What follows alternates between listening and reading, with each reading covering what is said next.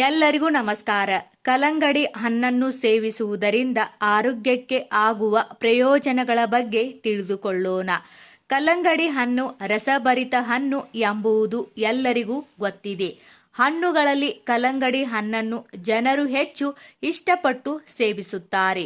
ಹೆಚ್ಚು ಸಿಹಿಯಾಗಿರುವುದರ ಜೊತೆಗೆ ಆಂಟಿ ಆಕ್ಸಿಡೆಂಟ್ಗಳನ್ನು ಹೊಂದಿರುತ್ತದೆ. ಜೊತೆಗೆ ಜೀವಸತ್ವಗಳು, ಖನಿಜಗಳು ಮತ್ತು ಇತರ ಪೋಷಕಾಂಶಗಳನ್ನು ಒಳಗೊಂಡಿರುತ್ತದೆ.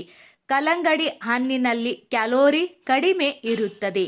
ಇದರಲ್ಲಿ ವಿಟಮಿನ್ ಸಿ ಮತ್ತು ಎ ಅಂಶವಿರುವುದರಿಂದ ಆರೋಗ್ಯಕ್ಕೆ ತುಂಬ ಪ್ರಯೋಜನಕಾರಿಯಾಗಿದೆ.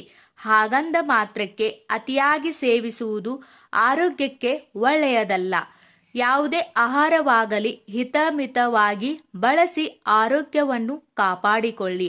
ತಿನ್ನಲು ರುಚಿಯಾಗಿದೆ ಎಂದು ಅತಿಯಾಗಿ ತಿಂದರೆ ಆರೋಗ್ಯಕ್ಕೆ ಅನಾರೋಗ್ಯಗಳೇ ಹೆಚ್ಚು.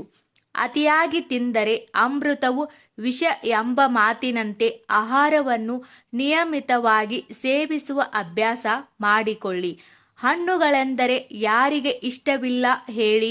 ಮಕ್ಕಳಿಂದ ಹಿಡಿದು ವಯಸ್ಕರವರೆಗೂ ಇಷ್ಟಪಟ್ಟು ತಿನ್ನುತ್ತಾರೆ.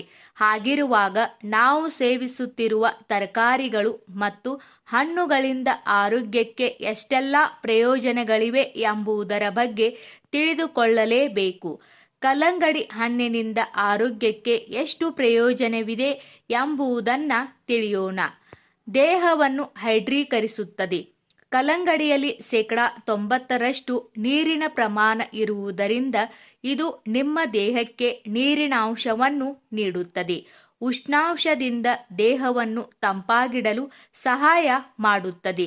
ಹೆಚ್ಚು ತಂಪಾಗಿರುವುದರಿಂದ ಮಳೆಗಾಲದ ಸಮಯದಲ್ಲಿ ಈ ಹಣ್ಣನ್ನು ಹೆಚ್ಚು ಸೇವಿಸುವುದಿಲ್ಲ.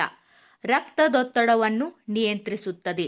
ಕಲ್ಲಂಗಡಿಯಲ್ಲಿರುವ ಪೊಟ್ಯಾಷಿಯಂ ಮತ್ತು ಮೆಗ್ನೀಸಿಯಂ ಪ್ರಮಾಣವು ರಕ್ತದೊತ್ತಡವನ್ನು ನಿಯಂತ್ರಿಸಲು ಸಹಾಯ ಮಾಡುತ್ತದೆ. ಇದು ಉತ್ಕರ್ಷಣ ನಿರೋಧಕಗಳನ್ನು ಒಳಗೊಂಡಿರುವುದರಿಂದ ಹೃದ್ರೋಗ ಸಮಸ್ಯೆಯನ್ನು ತಡೆಗಟ್ಟಲು ಸಹಾಯಕವಾಗಿದೆ. ಜೀರ್ಣಕ್ರಿಯೆಯನ್ನು ಸುಧಾರಿಸುತ್ತದೆ. ಕಲ್ಲಂಗಡಿಯಲ್ಲಿ ಫೈಬರ್ ಅಂಶ ಕಂಡುಬರುತ್ತದೆ. ಇದು ಆರೋಗ್ಯಕರ ಜೀರ್ಣಾಂಗ ವ್ಯವಸ್ಥೆಗೆ ಸಹಾಯಕವಾಗಿದೆ. ಫೈಬರ್ ಯುಕ್ತ ಹಣ್ಣುಗಳು ಮತ್ತು ತರಕಾರಿಗಳು ಆರೋಗ್ಯವನ್ನು ಸುಧಾರಿಸಲು ಸಹಾಯ ಮಾಡುತ್ತದೆ. ಜೊತೆಗೆ ಜೀರ್ಣಾಂಗ ವ್ಯವಸ್ಥೆಯನ್ನು ಸುಧಾರಿಸಲು ಸಹಾಯಕವಾಗಿದೆ. ತೂಕವನ್ನು ಕಡಿಮೆ ಮಾಡಲು ಸಹಾಯಕ. ಕಲ್ಲಂಗಡಿ ಸಿಹಿ ಮತ್ತು ರಸಭರಿತ ಹಣ್ಣು. ಇದರಲ್ಲಿ ಕ್ಯಾಲೋರಿ ಕಡಿಮೆವಿರುತ್ತದೆ. ಆದ್ದರಿಂದ ತೂಕ ಇಳಿಸಿಕೊಳ್ಳಲು ಸಹಾಯಕವಾಗಿದೆ.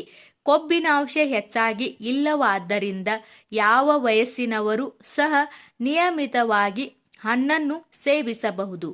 ಈ ಮಾಹಿತಿ ನಿಮಗೆ ಇಷ್ಟವಾದರೆ ದಯವಿಟ್ಟು ನಮ್ಮ ಚಾನಲ್ ಸಬ್ಸ್ಕ್ರೈಬ್ ಮಾಡಿ, ವಿಡಿಯೋಗೆ ಲೈಕ್ ಮಾಡಿ, ವಿಡಿಯೋನ ಶೇರ್ ಮಾಡಿ. ಎಲ್ಲರಿಗೂ ಧನ್ಯವಾದಗಳು.